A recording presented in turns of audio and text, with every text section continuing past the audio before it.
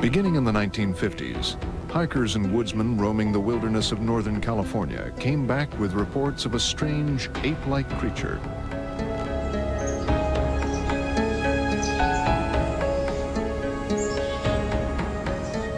Then in 1958, as loggers plunged ever deeper into the ancient forests of the Cascade Range, they found huge footprints unlike any seen before. The press immediately dubbed it Bigfoot. Now the quest picks up the trail. Hey, you fellas got to come up here and take a look at this. Is Bigfoot the last great undiscovered animal in the world?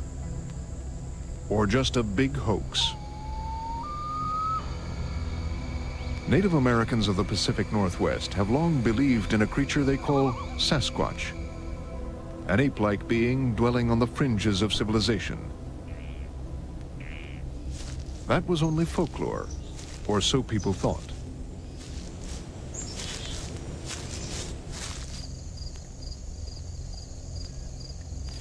Then, as legend turned to rumor, two hunters who'd never seen Bigfoot set out to shoot it on film.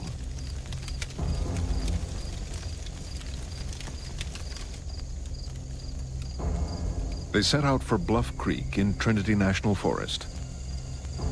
160 miles north of San Francisco, it had a reputation as one of Bigfoot's stomping grounds.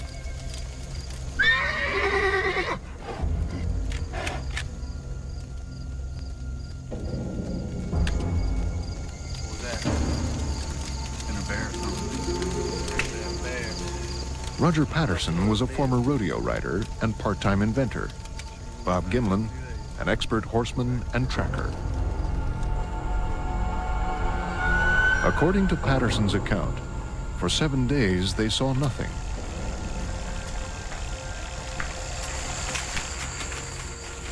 All that changed on October 20th, 1967. When it happened, the horses were the first to know.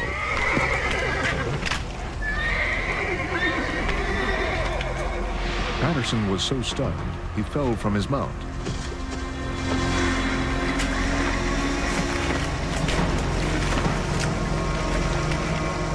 As he stumbled forward with his camera, he claimed the creature paused to look back at them. Gimlin trained his gun in case it attacked. The creature had seen enough. It took off into the forest. Patterson followed its flight with his camera, but he'd already taken too many shots of the scenery. Abruptly, he ran out of film. This is the actual film shot by Roger Patterson.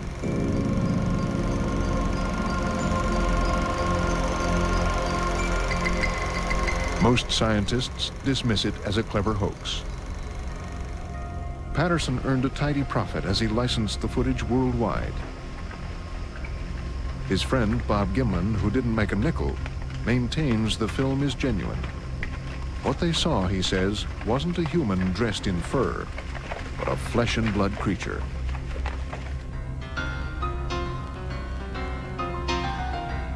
Separating fact from fantasy isn't easy. Since Bigfoot first appeared in the California press, the story has multiplied in the tabloids, where every year brings another tall tale.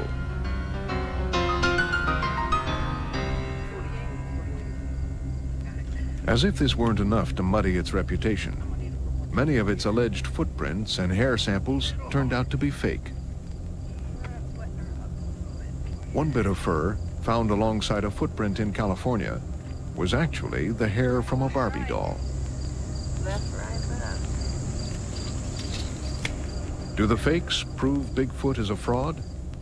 Or did the Patterson film actually capture a shy cousin of man, hiding out in the wilderness for thousands, perhaps millions of years? As the world's population grows, how could an animal as large as Bigfoot evade capture?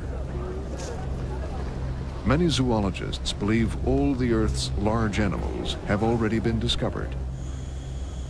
Yet scientists spotted the first mountain gorilla in Africa only in 1901. The first giant panda was captured in China in 1936. Both were once dismissed as mere folklore. In 1939, zoologists in South Africa were stunned to discover the coelacanth, a fish they thought had been extinct for 50,000 years. I did a calculation, and I came up with about 40% of all known mammal species, 40% were discovered in this century. Richard Greenwell is a member of the International Society of Cryptozoology, which searches for unknown animals. For mainstream scientists, cryptozoology is a pseudoscience, infatuated with giant octopuses and living dinosaurs. But Greenwell thinks Bigfoot is alive and well hidden. There are vast regions on this planet where there is hardly anybody at all, or hardly anybody goes. And certainly, intelligent animals like primates could survive there and remain undetected. It is possible. Greenwell believes the animal may also be nocturnal, further explaining why it hasn't been discovered. Animals have strategies for survival. You know, some move in herds, others have spines on their backs. Perhaps some animals have a strategy that makes them more difficult to find. I call that elusiveness. Entranced by such a large quarry and undaunted by the skimpy evidence, a small group of researchers mounted the most exhaustive hunt yet to find the most abundant evidence of Bigfoot, according to believers, are its footprints. There's one right here. That's definitely hers. So far, collectors have cast more than 400 of them. Bob Titmus, who's explored the backwoods of British Columbia, saw his first Bigfoot track on a logging road in 1958. I'd never seen anything like it. I couldn't imagine what on earth was making it. And after I tracked it several times in the next few weeks, I came to believe that it had to be, absolutely had to be, some live animal. Titmus has been a professional hunter all his life, from Alaska to Mexico. But the trophies on his wall belong to Bigfoot. He believes no man or machine could have made these tracks. The fluctuation in the track, in the movement in the foot, and the places this would go that no mechanical thing could have gone. The tracks would eventually lead Titmus to a remote canyon in the Rockies of northern British Columbia on a summer day in 1963.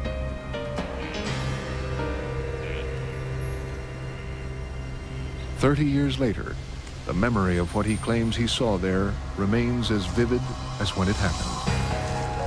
I was going up an old glacier bed, and there was reports of Indians having shot one up there many years before.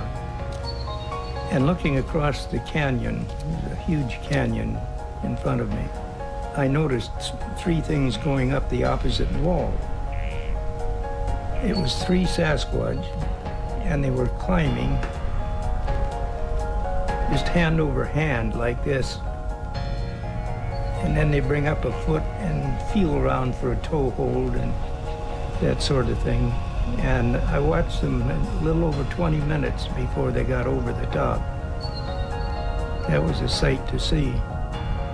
Like other Sasquatch hunters who came back empty-handed, Titmus has met with only ridicule.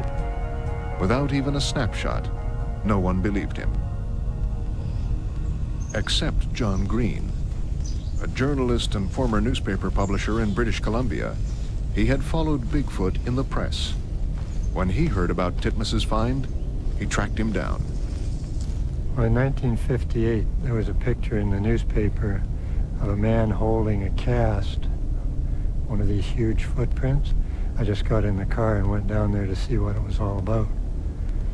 And footprints are real. There has to be something real to make them. Since 1958, Green has collected more than 3,000 eyewitness accounts from the United States and Canada, in some cases even obtaining sworn affidavits. Most sightings are in the Pacific Northwest. Others come from as far east as Indiana and Arkansas. Green admits some reports turned out to be false, but he's convinced most are authentic. It reaches the point where the explanation that there is an animal with a foot like that and it looks like what people say they see is by far the simpler explanation than to try to patch together some human conspiracy operating over hundreds of years and right across the entire globe. From 1958 to 1962, both Titmus and Green became involved in expeditions led by fellow enthusiast Tom Slick.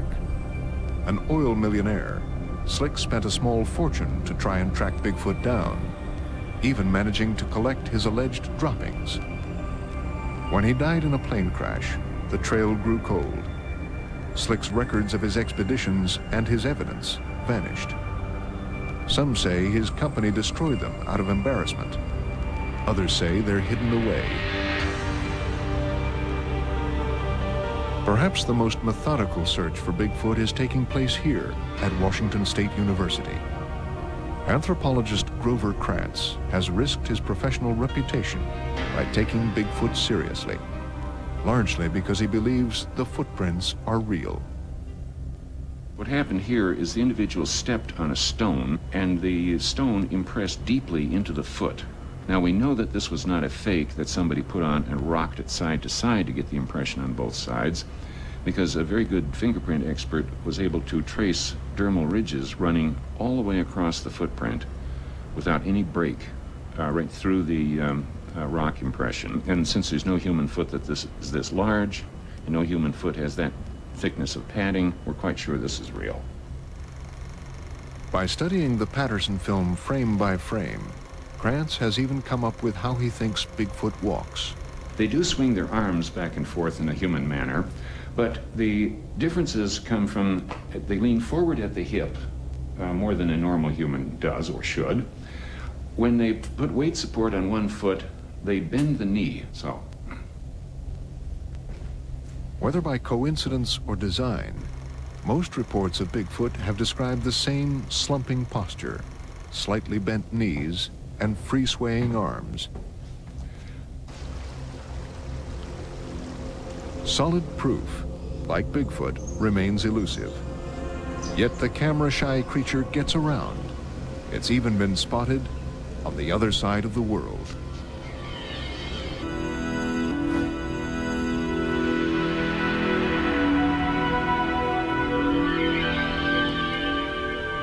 The Himalayas have long been the home of the legendary Yeti.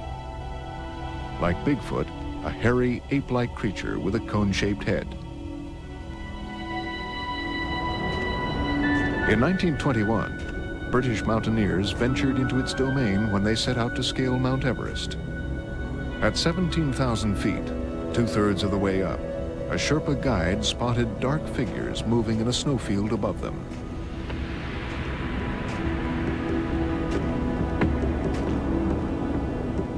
According to the guide, the creature was the elusive Matoa Kangmi, the man who is not a man.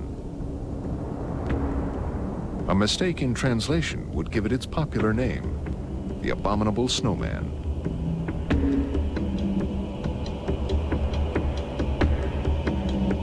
By the time the group reached the spot, the figures, true to form, were gone.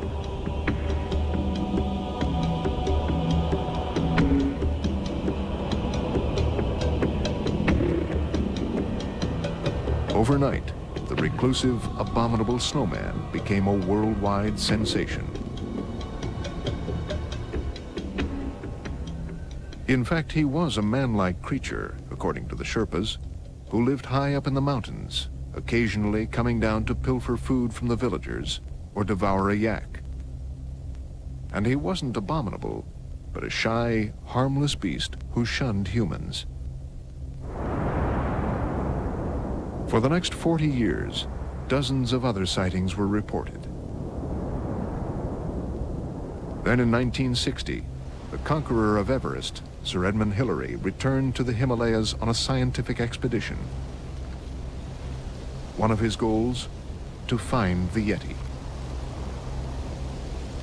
What he found were snowy footprints allegedly made by the creature. He concluded that they were ordinary animal tracks, perhaps those of a bear, enlarged and distorted as the snow melted. Hillary also examined a so-called Yeti skullcap, preserved in a Tibetan monastery. Instead, it was the skin of a goat-like animal called a sarau. The abominable snowman, it turned out, was also invisible. The Sherpas believed he could disappear at will. The Yeti, Hillary concluded, was merely a fascinating fairy tale. The idea of an ape-like creature living on the fringes of humanity has been around for thousands of years, from the Epic of Gilgamesh in ancient Babylon to the English tale of Beowulf. Could it be that over millennia, people around the world have conjured up the same myth? A startling discovery in a forgotten cave has added a new character to the story. An extinct giant ape that's a dead ringer for 2.5 million years.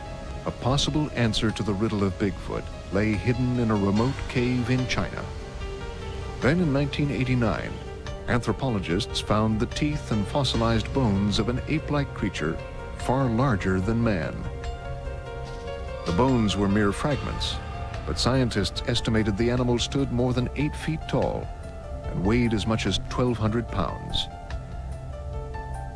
They named it Gigantopithecus. This is a specimen of lower jaw of Gigantopithecus. This is the only adult male specimen. It contains the teeth and the tooth-bearing part of the jaw. When you compare that with the human jaw, broken off at the same parts, you can see it's obviously extraordinarily large. Some anthropologists believe we share a common ancestor with Gigantopithecus. Then, 11 million years ago, our lines split and we climbed different branches of our family tree. By 2 million years ago, Gigantopithecus roamed the land alongside Homo erectus, our upright ancestor. The proof lay in the cave in China. Along with the gigantobones, scientists found fragments of Homo erectus dating to the same time. If the two creatures coexisted 2 million years ago, could we still be living with Giganto's descendants? Grover Krantz likes to think so. The descriptions that people give of the Bigfoot are the same size as what we have reconstructed here on the Gigantopithecus. It comes out to be about 8 feet tall, hairy, wide-shouldered, a very heavy set, and with a nearly but ape-like face, but somewhat straighter, more vertical. And that's an exact description of the Bigfoot. According to his theory, Gigantopithecus originated in East Asia, where its bones were found. It could have crossed into North America over land bridges that formed during the Ice Ages. This was the same route taken by the first Americans, whose descendants still know the creature as Sasquatch. With nothing to go on but debatable sightings and questionable footprints, Bigfoot, by any name, remains the mere shadow of a ghost. Its bones have never been discovered. But Grover Krantz thinks he can explain that. He believes animals dying a natural death tend to hide themselves before they die. And until someone bags a Bigfoot, no bones will ever turn up.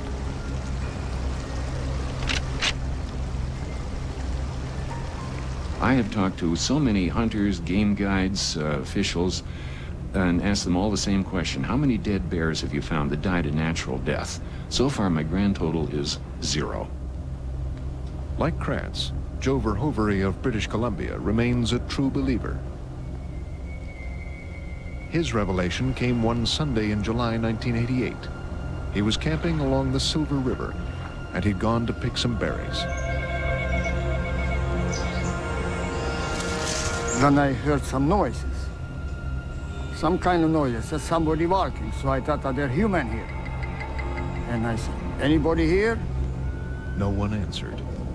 everything was quiet, except for the rustling of the leaves. Then Joe saw an animal like a bear, standing on its hind legs. But it didn't make the trampling noises a bear typically makes. And it didn't look like any bear he'd ever seen. I thought I'm getting a stroke. So seeing double. Reach for a branch like this, and then I will put it down to the mouth and eat like this. Very politely, very civilized way. When I see that humongous creature, holy smoke, it's over 6 feet tall. So I really get in kind of in instant shock. Could not figure out what it is. It's not bear, it's standing straight up and looks like a human in the bear coat. Have a goosebumps. See, I never believed in such a thing, you know, never in my life. Close to 3,000 people like Joe swear they've spotted the same hulking brown creature. Are they all seeing the same mirage, or simply looking for their 15 minutes of fame? Those who search in earnest for Bigfoot pay a price for their belief. On Mondays, Wednesdays, and Fridays, I absolutely believe in Bigfoot. After I evaluate all the data and read all the information. And on Tuesdays, Thursdays, and Saturdays, I think it's a lot of nonsense. And on Sundays, I rest. Bigfoot still lurks in the shadows, invisible and implausible. If he's just a figment of our imagination, his appeal is easy to see. A mysterious loner, jealously guarding his privacy, thumbing his nose at civilization.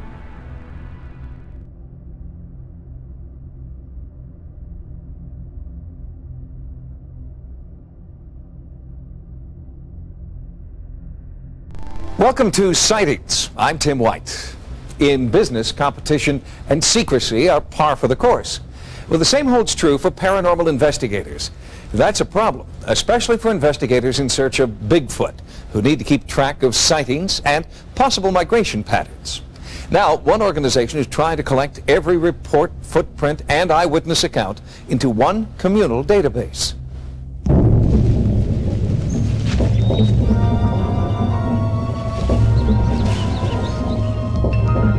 It's called the Bigfoot Research Project, headquartered here in the heart of Bigfoot country, the Cascade Mountains of the Pacific Northwest. For the first time, Sasquatch is online, and every possible sighting, noise, footprint, hair sample, and anecdote is being checked out, cross-referenced, and rechecked. Already, the computer analysis is paying off. This color film was shot by Roger Patterson in 1967. It has never been proven to be a hoax. These are footprints shot on videotape just weeks ago. They were discovered in the same area the Patterson footage was shot, and the size of the prints and the length of the stride correspond exactly to the creature discovered 25 years earlier. One of the questions that arises is, when is one going to be found? There's no answer to that. Today, a week from now, 10 years from now, nobody knows. There are no guarantees. The way we're going with our project, which is a very sophisticated project, I think we're the people who are going to find one, almost certainly. The project is receiving grant money from the Academy of Applied Science in Boston, Massachusetts. This prestigious institution believes Peter Byrne deserves a chance to bring one in alive. It's not easy. It's a very tough task to find one of these things. We're dealing with something which is shy, elusive, very wary of man, which has an enormous area to live in and to hide in, and it's not going to be found easily. While Sightings was shooting this interview, a call came into the project.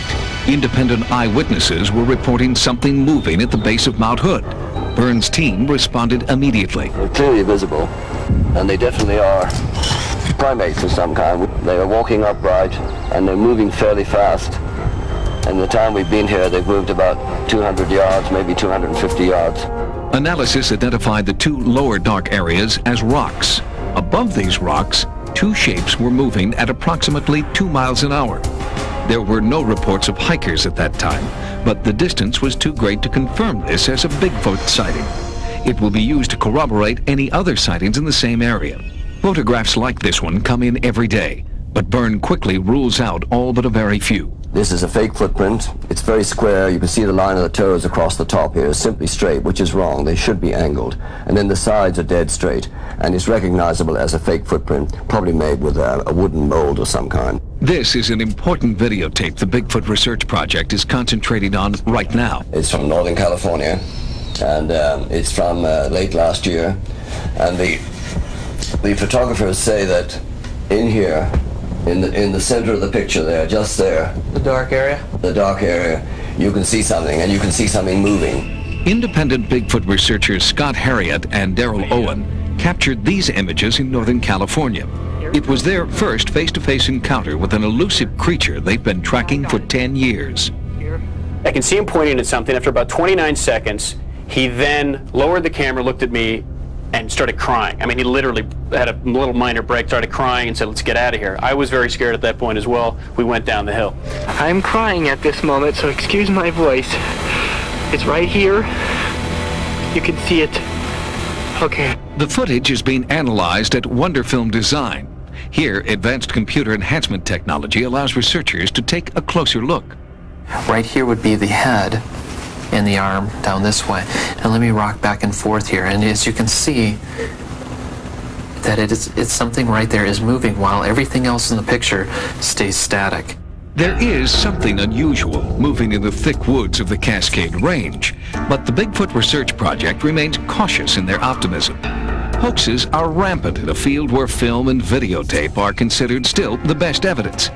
Especially in the 1960s and 70s, it seemed like everyone with a fursuit and a lot of spare time was coming up with supposedly authentic photographic evidence. Only a few pieces of photographic evidence have deserved serious attention. But even these compelling images aren't enough to satisfy scientists. I have to say that I'm a skeptic regarding the Sasquatch. It would probably be, if we were able to verify its existence, the most exciting biological find of the century. Until we find physical evidence that's indisputable, I think that all scientists have to take a rather pessimistic view as to its existence. Wildlife biologist John Bindernagel is one scientist who no longer shares the pessimistic view of his mainstream colleagues. I was very slow to come out of the closet, very slow to talk about this. I was concerned about my employability. Biologists weren't really accepting this as an actual animal. So I still remained very quiet, and I'm not sure why in the end I came out. I guess I found in the last few years, talking to people, that people weren't as disbelieving as they used to be. One reason may be the overwhelming number of anomalous tracks recently sighted in Washington state. Down through here, here's a heel spot right here. It's about 3 to 4 inch wide here. Comes up across, and here's a toe down through here. In this area. In this particular area, there are two that are hanging in this area here. They've been here for better than a year now that they've had people who have seen them. Skeptical scientists put Bigfoot into the same mythological creature category as leprechauns, fairies, and gnomes. But Bigfoot researchers ask, when was the last time you saw color film of a leprechaun? Have you ever seen the footprints of a gnome? Well, of course not. Bigfoot is different, they insist. He's out there somewhere, and finding him is just a matter of timing, patience, and luck. You would think that every inch of the Pacific Northwest would have been scoured by now. But since 1948, over 50 airplanes have crashed in Washington state, never to be seen again. If large reflective metal craft have remained undetected for as long as 50 years, perhaps it's not so far-fetched that researchers have yet to recover a Bigfoot.